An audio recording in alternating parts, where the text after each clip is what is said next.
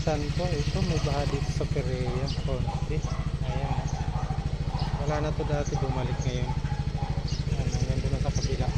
Pupuntahan ko yung geranium. Send ko sa admin. Itong baha na ito, Block 10 lot dito sa may Perea Street. Ito yung geranium street. Ayan, tagilid yung mga street. Dito wala naman masyadong tubig, pero may lumot. Sa magiging tubig. So yun lang, pahaba ng konti lang. Ayan, dito rin mayroong konti. So shout out sa ma'am na nag-PM sa akin. Ito yung geranium street. Dito may konting tubig sa manhole. Kasi Joey may garden dito sa gilid. Geranium street. So yun, dito na ako sa dulo ng geranium at saka hornbeam. Wala na rin ang baha.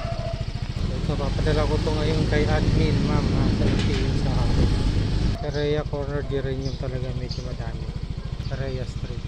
Tama rin natin itong Ginela corner ng Ginela street. Na-vlog ko na to dati.